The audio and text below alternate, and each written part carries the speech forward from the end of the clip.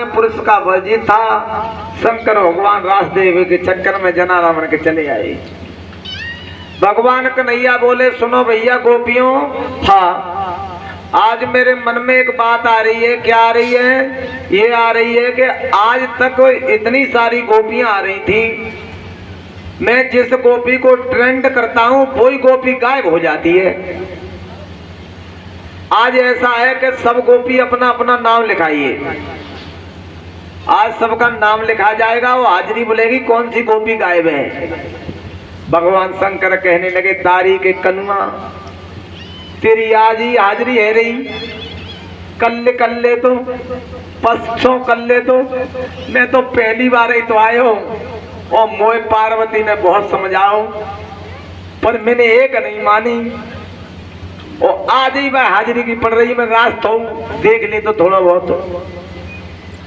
शंकर भगवान बड़े परेशान है। भगवान कृष्ण कहने लगे, गोपियों अपना नाम लिखाओ। तो आज भगवान कृष्ण गोपियों को नाम लिख रहे हैं।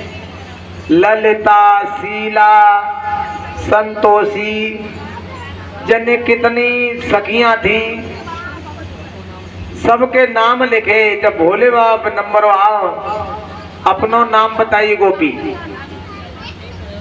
अपनो नाम बताइए। भगवान शंकर के लिख लो तो घुमटा तो उठाओ, बाने भी तुम लिख लो तो कुछ बताओगी। क्या लिख लूं मैं? मेरा नाम लिख लो भोली। भगवान कृष्ण कहने लगे, भोली तो नाम बता रही हूँ, घुमटा बिल्कुल ना उठा रही। ठीक है प्रवेश ले लो, कोई बात नहीं, पल्ली तरफ से ज्यादा परेशानी होगी। अगर मैंने नाम भोली लिख लिया और इसमें निकला भोला तो संकट हो जाएगा। ध्यान रखना, पर प्रवेश नहीं होगा, इसी जगह पर जीवन बिताना पड़ेगा आपको। भगवान शंकर कह रहे आप कट जाए पर घुस तो जाए, पहले बाद में देखी जाए। प्रवेश ले लिया, भगवान कृष्ण का रास हुआ। देखिए आप लोग समझते होंगे भगवान कन्हैया क्या मुरली मुरली बजाते थे। भगवान कन्हैया के अंदर इतना टैलेंट था कि संगीत की कला में सबसे ज्यादा निपुण थे। जैसे हम मुरली या बाजो हारमोनियम बजाते हैं, हम कृष्ण की बराबर इतने कलाकार नहीं है।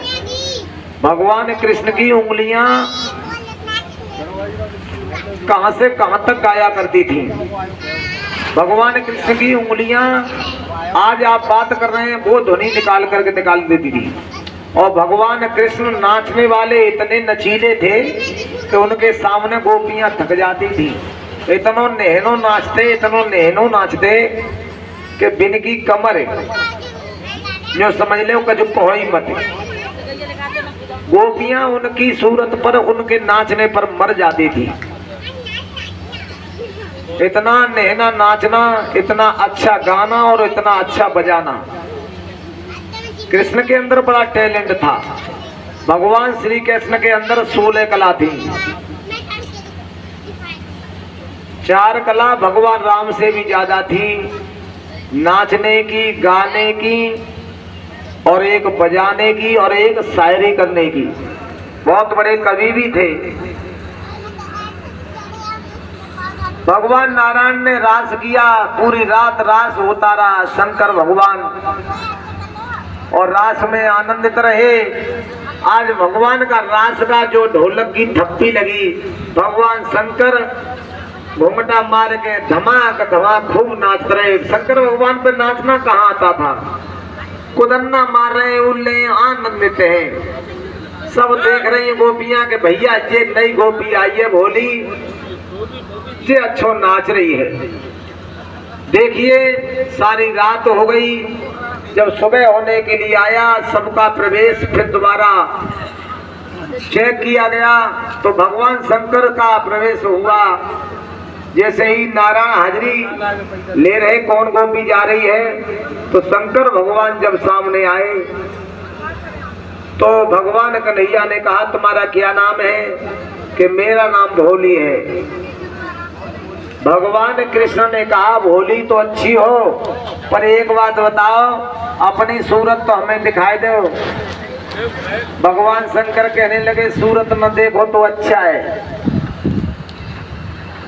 नहीं नहीं, हम सूरत जरूर देखेंगे आपकी। शंकर भगवान कहने लगे सूरत न देखो तो जाई में हमारी तुम्हारी सब रह जाएगी। कनुआ दारी के तू सब कछु जान तो जान बूझ के मेरी बेइज्जती कर रहा हूँ।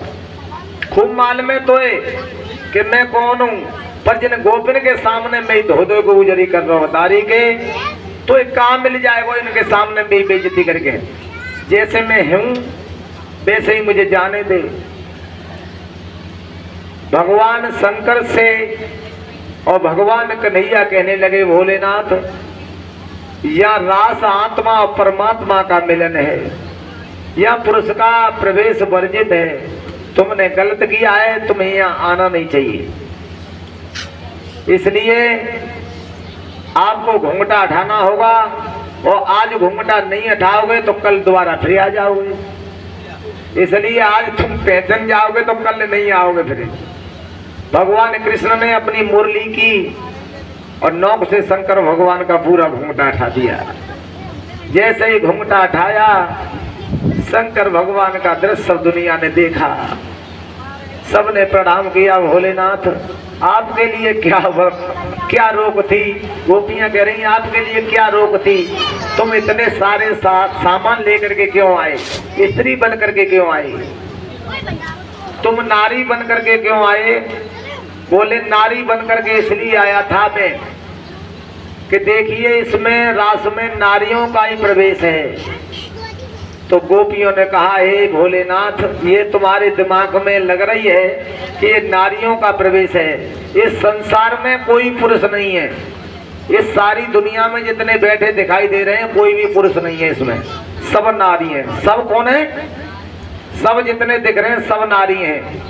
अपने आप में हमारे भाई लोग कह रहे हैं कि हम पुरुष हैं, आप भी नारी हो। पुरुष तो एक परमात्मा ही पुरुष है, नहीं सब नारी हैं। शंकर भगवान से गोपियों ने कहा भोलेनाथ अपने आप को तुम पुरुष समझ रहे हो, तुम खुद नारी हो। तुमने ये छल और भेद क्यों किया। आज शंकर भगवान निराश हो गए, कैलाश पर पहुंचे। मैया पार्वती ने पूछो देख आए रास, बताओ रास कैसा हो। शंकर भगवान ने कही तारी मैंने रास खूब देखो पर कहवे में नहीं आ रहा है।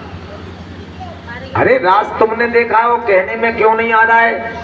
कि सुन प्यारी, मैं जिस रास को देख करके आया हूँ वो रास मेरे भावों में आ रहा है, पर जवान पर कहने में नहीं आ रहा है। पार्वती बोली काय को बात बना रहे हो, ये बात तुम्हारी भुलाने वाली है, सही बताओ। शंकर भगवान बोले तो भुलाने वाली बात है तो बताओ गुड़ कैसा होता है। बन गई मीठा। चीनी कैसी होती है, मीठी। बतासे कैसे होते हैं, मीठे। लड्डू कैसे होते हैं कि मीठे। अरे नाम में सबके चारों के अलग अलग बताए हो तो मीठे मीठे क्यों कह रहे हो, मीठे मीठे क्यों कह रहे हो। तब शंकर भगवान ने कही कि हे प्यारी, जब गुड़ का भाव मीठा है तो गुड़ का भाव मीठा कहा गया तो बतासे का भी भाव अलग है, फिर उसको भी मीठा कह दिया। जलेबी की बारे की बात कही तो वो भी मीठी बता दी।